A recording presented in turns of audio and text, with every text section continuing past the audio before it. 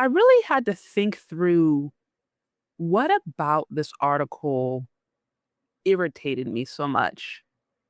When I initially saw it, I felt immediately frustrated and annoyed.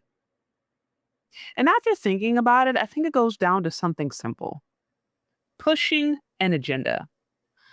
I don't know what's going on, I don't know who's behind it, but here we are again, seeing there be an agenda to divide and conquer, to put men and women against each other, specifically black men and black women against each other, to disrespect the black man, and to ultimately disrespect family.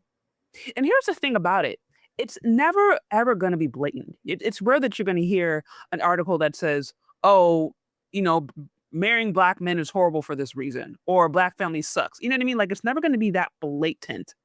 Sometimes it is, but usually it won't. But it's going to be subtle. The topic may not be black family, but they will weave it in there. It may not be marriage, but then they'll find a way to undermine it. It may not be that they're saying that they're talking about black men, but somehow in there, we're getting negative messages about who they are. And that's what I think goes on in this article. And that, to me, what is so frustrating, because Michelle Obama and Barack Obama, for while I know not everybody agrees with them politically, pretty much anybody over the age of 60, like anybody over the age of 60 who's black, especially if they went to church, like, they're rocking with the Obamas. Even if they don't even understand why, even if they hate their politics, just what they represented. Okay, a black family that was together, that, you know what I mean, had, to my understanding, they were churchgoers at some point. They identified as Christians, or they identified as, like, having these views, and they just seemed like overall a pretty well to do family, and they seemed like a beautiful image.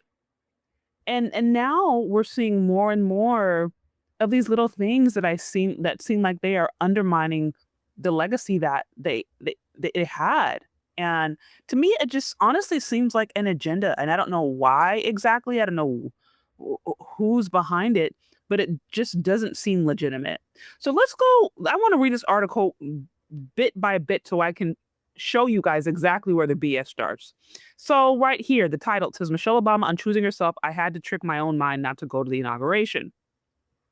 In a rare, vulnerable conversation, the former First Lady reveals how hard it was to walk away and why it was the most radical act of self preservation she's ever made. Okay, okay, okay. So she's fighting the system. I mean, technically, I know Trump didn't go to the inauguration of Biden, to my understanding. So tit for tat, whatever. Fine. Fine, fine, fine. If you want to say that's fair, fine.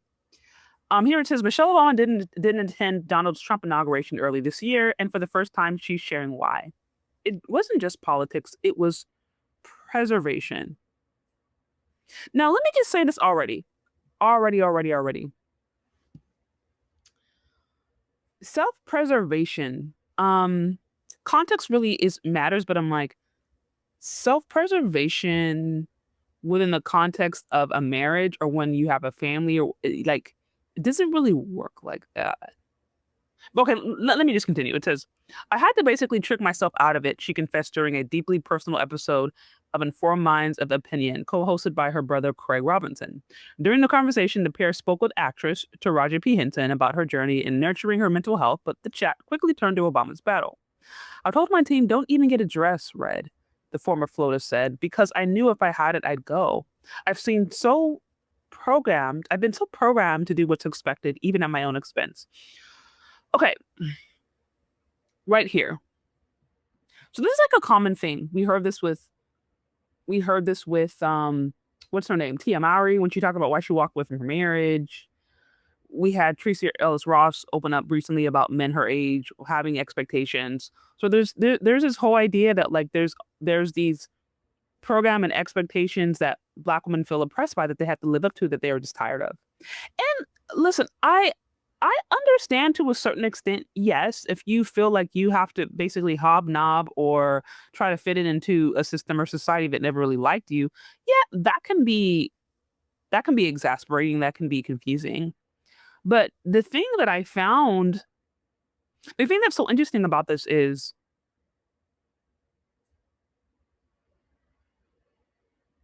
she's married. this is a married woman. It's not like she's a single woman who's, in the White House herself, navigating these things by herself and having to submit to her boss, whatever. It's like this is a married woman with a family. And so the context of that is everything because these decisions aren't made individually. These decisions on what to do are now made as a unit, as a couple, as a married couple. And so what I found so interesting about the framing of this entire article is they're focusing on her, which is important. I understand she has her own perspective. There's nothing wrong with that. But the framing is all around her, around the individual agency. And I'm like, wait, aren't you aren't you married? And not only is it around the individual agency, it's it's this whole idea of like pretty much I've been oppressed under this oppressive regime, right? But the context of this is she got into this space under her husband's guidance and leadership. So to me, it seems like kind of like a subtle dig, honestly, at just their whole political journey and the trajectory and the success that they achieved as a family. Like it just seems like to me, maybe I'm reading into this too much, but it seems like it's undermining it. And that's why I'm just like, um, I haven't heard the full interview. So maybe she didn't mean it like this, but the way that it's written to me certainly seems very methodical. And it seems like there are subtle digs at her overall, not only her, that there are subtle digs at the legacy that her and her husband built together. And it's being done by suggesting that she's had enough, that this whole thing was too much for her. It wasn't really what she wanted. It wasn't her desire. It wasn't what she should have done. And it's pretty much undermining that whole legacy that was built of like, wow, this is a beautiful family that did something together. They both sacrificed, of course. Obviously, Barack Obama sacrificed, she sacrificed. They both sacrificed. But now here we are years later, and it's this idea of like, it was too much for me. It wasn't really what I wanted. It wasn't really what I desired. It wasn't really, and I'm like, okay, that's interesting. That's an interesting piece of information to share, given the impact that you guys were able to make. But let me continue. Here it says it was a decision that unleashed criticism and wild speculation. People couldn't believe I would say no for any reason other than my marriage falling apart, she recalled. But I said no for me, and that was the hardest part. Again, nothing wrong with doing there's nothing wrong with a person talking about their own individual journey. But she's married. That's I mean, she's married. And that's to me, which is so interesting about this whole thing. It's like, I think in this society, honestly, I think in this society, there's such a culture that is about trying to teach women how to remain single in marriage and trying to teach women how to maintain a level of agency, freedom, and quite frankly, independence in marriage, that they don't learn how to actually become one with their husband. They don't learn how to become interdependent. They don't know how to actually merge into a union. Like actually society fights against that through messages like this. It says, oh, I did it for me. I did it for myself. I did it whatever. And I also think one of the reasons society looked at it so strange is because they are married and because it was her husband and her moving as yet one. And then now you have this very public statement that is saying, hey, no, we don't agree on this. And ultimately, look, her husband allowed it, right? Like if he seemed to be okay with it or he seemed to accept it. So that's ultimately between him and her. But yeah, of course, the public is going to look at that like, hey, that's a pretty bold statement. It'd be one thing if they both didn't go. If they both didn't go to the inauguration, it's like, okay, you are saying something. But he attended and she didn't. They're married. That's making a statement. And the statement is made is that, hey, I have my own individual mind, I have my own individual thought, I have my own individual agency outside of my husband. But I'm like, y'all are married. And that's where I don't agree with this whole liberal have it your way, have it your way, do the way you want kind of marriage. To me, doesn't fly when you identify as a Christian. When you like, because they identify as Christian as far as I'm understanding. And there's very clear guidelines about how to raise a family and about what marriage looks like from a biblical perspective. And that is husband submits to Christ, the wife submits to husband as unto Christ. Like it's very clear. It's the two becoming one. It is the man leading his father and mother and cleaving to his wife. It is unity. It is them moving as a unit. It's not, okay, the husband's away over here doing his thing, the wife's over there doing her thing. They maybe come over together every other day or once a week or whatever, and then they go live their individual lives and just come together for sex and then a vacation, that's it. Like it's no, it's like it's two becoming one. It is supposed to be the mystery of Christ's love for the church. It's a very sacred union. So this conception, this whole idea of, okay, I'm just going to now all of a sudden assert my own independence outside of the agency or the desire or quite frankly the leadership of my husband. I think it's problematic because that doesn't reflect anything about the biblical marriage. And they claim to be Christians. Now, if they didn't, if they didn't claim that, then maybe it'd be like, okay, I mean, I wouldn't agree with it, but it's like, okay, whatever, y'all are doing what this society promotes. But no, it's like this isn't even biblical. And as people who claim to be Christian, like we're not, it's like, okay, we're kind of stepping away from what God actually says, what the Bible actually says about how marriage works. And again, that's why people are looking at it, even people who don't even ascribe to biblical principles or Christianity, none of that stuff. They're looking at it and they're just like, wait, huh? Y'all are married. Why aren't y'all showing up together? That don't make no sense. Even people who don't even know scripture like that can look at that and scratch their head and know that that seems a little off. Okay. Now let's continue. It says, now at 60, Michelle Obama detailed in the podcast that she is learning how to say no, not at resistance, but as revolution. Every single time, this is the stuff that gets on my nerves, y'all. Every single time a woman starts doing something that is selfish, or every single time a woman starts to do something that undermines her marriage or her family and puts herself above that stuff, then it's about revolution. It's like, no, actually, it's rebellion. That's actually what it is, in my opinion. Again, if we're using it from if I'm if I'm evaluating this purely from a biblical standpoint, for a scriptural standpoint, actually, that's rebellion. It's not revolution. It's rebellion. Okay. And again, I'm saying that because these are people who claim to be Christian. If they didn't, then I couldn't use this rubric. I'd be like, okay, they're doing their thing. But don't claim to be a Christian or to have those morals but then start to position your life and your conception of marriage and everything based upon popular beliefs or just popular culture that are not derived from anything biblical. Here it says, I'm still trying to convince myself that I've done enough, she said. Even after everything I've done in the world, I've struggled with guilt. I still needed to do more. And listen, this is a real feeling. This is a real feeling that women can have when they are, honestly, when they're stuck in the matrix, or if they feel like they're trying to appease other people, other systems, fit in, whatever.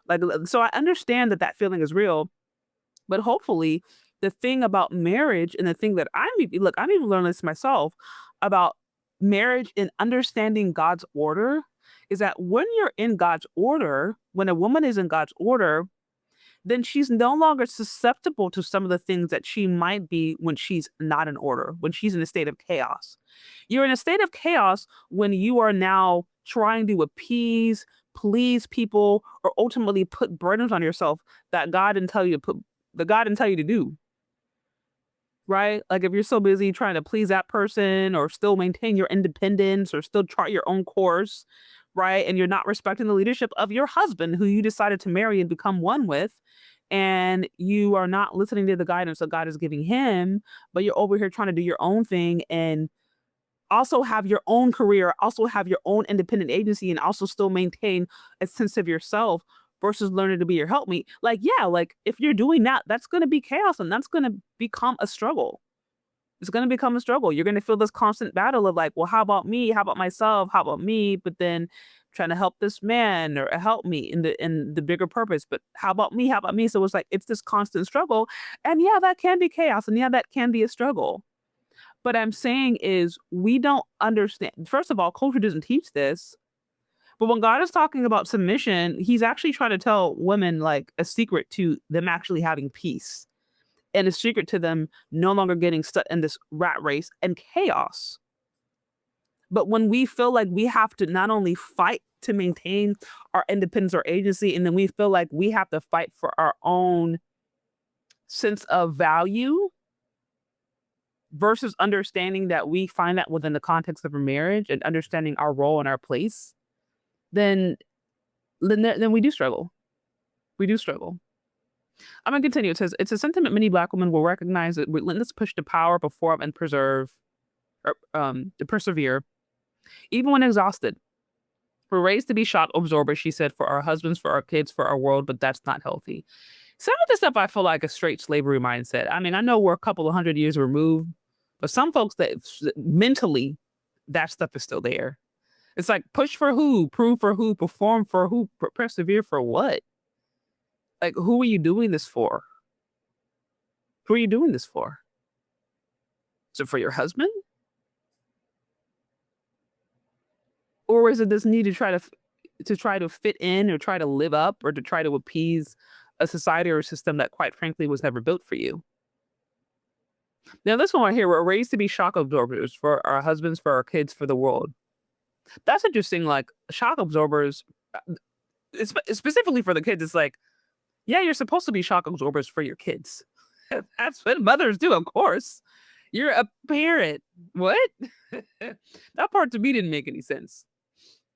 I'm like, yeah, that part to me didn't. I mean, you could maybe argue, okay, for your husband, no, he's supposed to be the shock absorber. Okay, maybe you could argue that, but I'm like, for your kids, yeah, you're supposed to be there for interference. They can't take care of themselves. Okay, this one here, it says saying no, she explained, is now part of her emotional fitness plan. It's a muscle you have to build, and I started late, but I want my daughters to learn early. The world won't stop because you say no. I understand healthy boundaries, nothing wrong with healthy boundaries. I also understand you being able to have the agency to not feel like you have to please every other person. My thing is though, in a marriage, the husband and wife are learning to please each other and you're moving as a unit. It has to be about moving as a unit. It's not how much of myself or how much of my individual agency can I hold on to, and how much of his individual agency can he hold on to. Like if you go into a marriage like that, then that doesn't work very well. And I'm saying that because the context of that is this is a first lady who was married to the most powerful man pretty much in the world, who's married to that, right? And so they were seen as like a couple, as a marriage, as the first family. So that's the context. We can't look at her. I mean, we can look at her individually, but we want to remember the context of this. That's very important. So she went on to explain that the public saw the poise, but few understood the price. What happened to me those 8 years in the White House, she asked, what did it do to my soul? We got out alive. My girls are whole, but I'm still figuring out what it cost me. So this is a part right here that I understand what they're trying to do, I think, but honestly, it seemed more divisive than not because we have to remember she ended up in the White House under her husband's political regime. She stood by her husband's side there, right?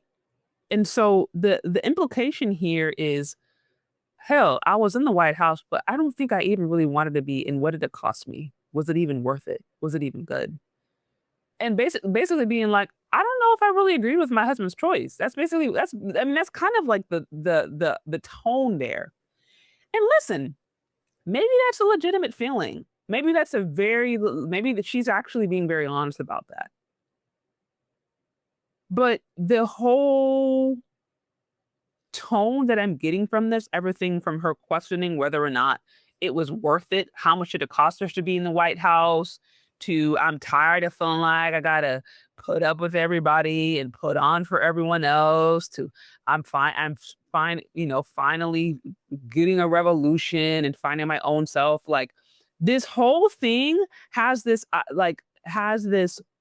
aura of I'm a shackled woman who is trying to find freedom and liberation for myself. Like that's really that's like what the tone seems like in such a subtle way. It's like, oh, I was in this oppressive marriage, I was in this oppressive relationship, or I've been in this oppressive place, and I'm tired, and I'm looking for liberation, and I want my daughters to do better. Like that's the whole vibe of this. And I'm like, well, what like what? Like what? That's to me what was so annoying about this whole thing.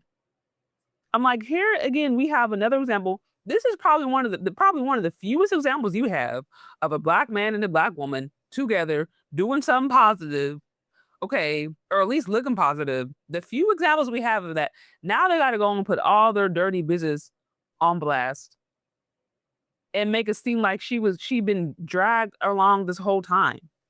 And listen, if that's maybe that's really how she feels. Maybe I don't know. But to me, it just seemed more divisive. I'm like, this is a role model. And listen, every marriage goes through its ups and its downs.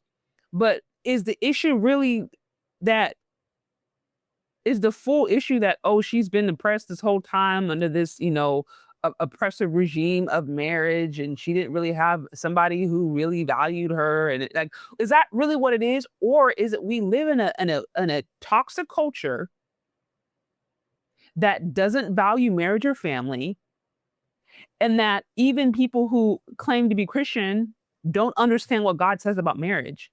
And so they get their values shaped by what the world is saying versus what God is saying about marriage, which is it's not about your individual agency. It's not about how do I hold on to as much of my singleness as possible? How do I still try to find value as a woman in what I can do individually or what I can produce or my job or my career or am I this or that? It's no, the two become one. The husband is leaning and cleaving to his wife.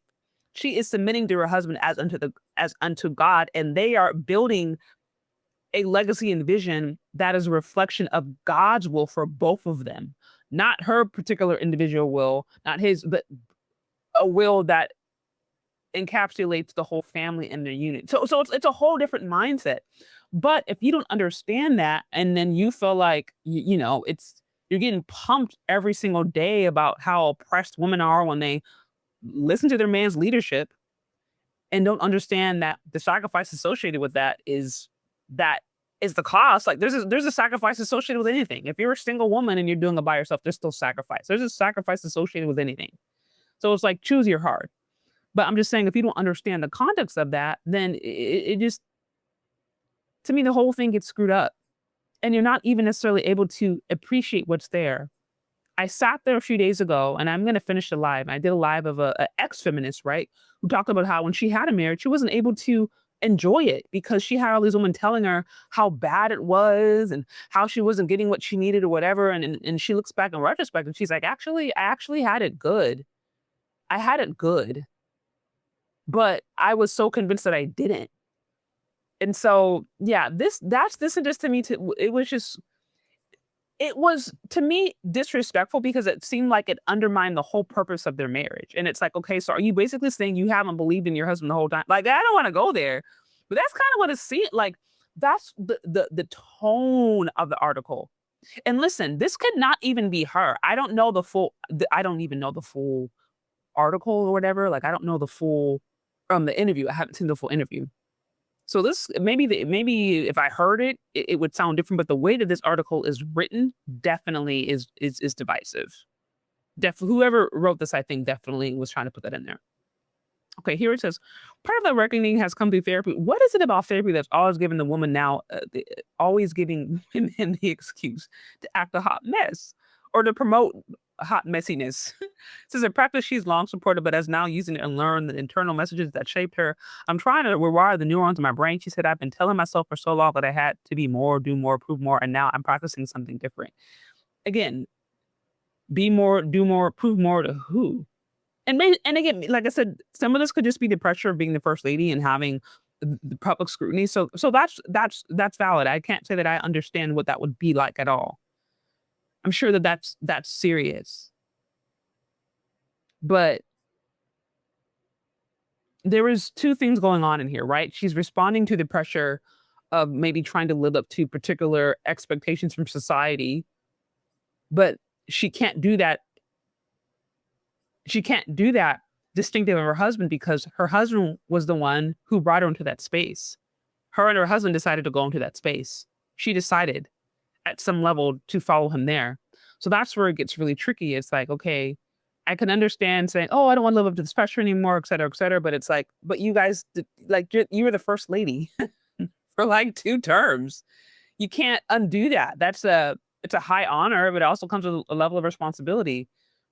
And I don't think there's really a way to undo that. And secondly, what's the point of going now and in the retrospect talking about how much it's cost you and how hard it was and was it really worth it? And like, because now it's like you're undermining the decision that your husband, you made with your husband.